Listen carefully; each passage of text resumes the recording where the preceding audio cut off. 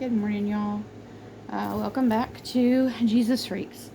Today I'm continuing with chapter 2, reading you Beautiful Outlaw by John Eldredge.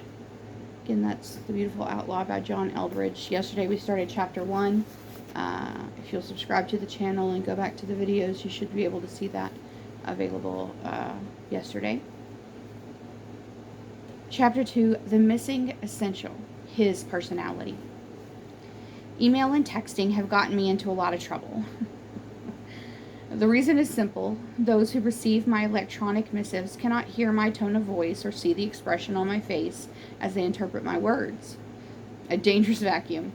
Disembodied words have a way of being haunted. Too many times I've sent along something intended as playful, but without that twinkle in my eye or the slight grin on my face, so essential to understanding my intentions. My readers have taken the playful comment seriously and been hurt by it. Sometimes I have intended a word of correction, but it was dashed off in a hurry, and again, without the smile and reassuring tone of voice so essential to convey my heart, the message came across as harsh. This is the vacuum many of us bring to the Gospels. Without Jesus' tone of voice, what was in his eyes, the lift of an eyebrow, a suppressed smile, a tilt of the head, an unflinching gaze, we misinterpret a great deal of what we find there. Reading the gospel without the personality of Jesus is like watching television with the sound turned off. You get a very dry, two-dimensional person doing strange, undecipherable things. Take this story as one example. A Canaanite woman from that vicinity came to him crying out, "Lord, Son of David, have mercy on me. My daughter is suffering terribly from demon possession." Jesus did not answer a word. So his disciples came to him and urged him, "Send her away, for she keeps crying out after us," he answered, "I was sent only to the lost sheep of Israel." The woman came and knelt before him. "Lord, help me," she said. He replied, "It is not right to take the children's bread and toss it to their dogs." "Yes, Lord," she said, "but even the dogs eat the crumbs that fall from their master's table." And then Jesus answered, "Woman, you have great faith. Your request is granted," and her daughter was healed from that very hour. Matthew 15:22-28. Oh my, what do we make of this? I'm not here for you dogs? Many good people read this passage, cringe, and walk away with a subtle conviction that Jesus is a harder man than they thought. And well, I guess that hardness is good somehow. Some go on to build theologies based on this hardness. But of course, if Jesus was being playful, well, that would change everything. Seriously now, what comes to mind when you think of Jesus? Might be good to stop and do an inventory. Is Jesus near or far? Is Jesus close at hand, right here at your elbow, or distant and engaged in loftier things? Does he have a sense of humor? What words would you use to describe him? If you gathered the many books on Jesus and combed them for words used most often to describe him, you can guess beforehand that you would get loving and compassionate. Beautiful qualities, and certainly true of Jesus, but two-dimensional. Especially when we color these virtues with religious tones. Love turns sickly sweet and compassion soft and limp. How is it possible to genuinely and consistently love anything so two-dimensional? Loving, compassionate? It's like trying to love a get-well card. Young writers are encouraged to find their voice, but because it is personality that distinguishes a good novel from a phone book. Both are filled with words, but only one is worth reading. Personality is what distinguishes real music from elevator music. Both are made up of notes. Only one is worth listening to. Think of the people you have most loved and trusted. Why did you love and trust them so? Was it because of one quality? Or was it the funky, endearing combination of all those qualities together that made them who they were? Personality is what makes someone, and not everyone, or anyone.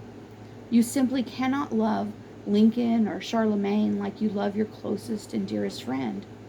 Though historic figures may be admirable, you cannot love them because you do not know them. They are far too removed from your personal experience to win or sustain or your true love. Actual experiences of their personalities is something no one ever really gets. But when it comes to friends, family, lovers, we love them because of who they are, because of their personality. My goodness, we love our pets because of their personalities. The fact that your cat sits on your head and licks your ear to wake you, or that your dog has a taste for ginger snaps and underwear. Last May, I had the opportunity while in London to visit the National Gallery. Loving art and being with two of my sons, one of whom is an art major, I was excited to spend hours there. I loved Van Gogh, the Monet, the Rembrandt paintings, and more, but there was one massive disappointment. No, it was more than disappointment. Massive frustration.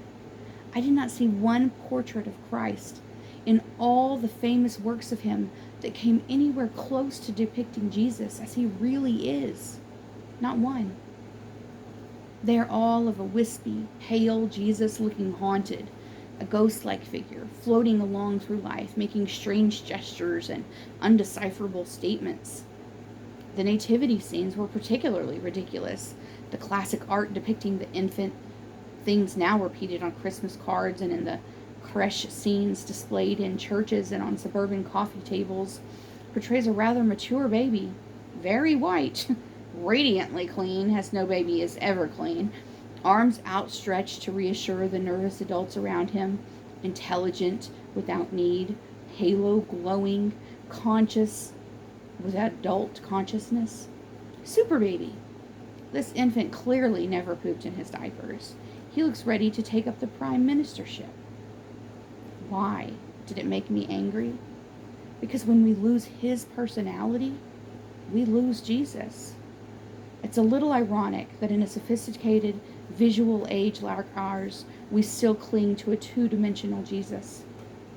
Such is the power of the religious fog.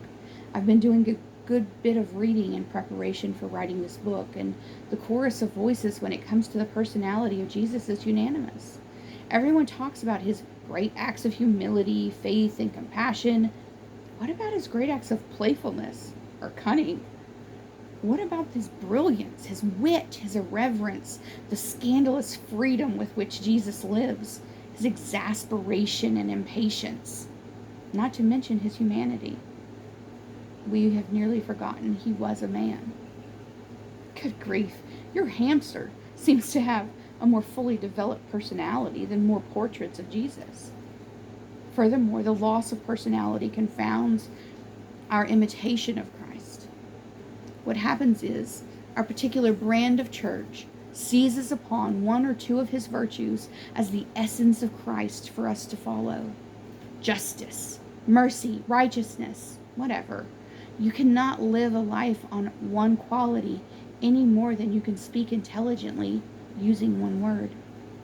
Meanwhile, we continue to sound on about the love and compassion of Jesus, like the village idiot banging one note on a piano.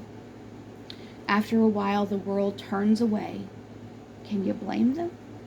Alas, if only Jesus' followers shared his personality, that one shift alone would correct so many of the ridiculous and horrifying things that pass for popular Christianity. What is missing in our gospel reading and in our attempts to read what Jesus is saying and doing in our own lives right now, this week, is his personality undraped by religion. Let's see if we can find it. That was a short chapter, but I hope you guys have gotten something from it. Love you all, and I hope you'll join me again tomorrow for chapter 3. Is Jesus really playful?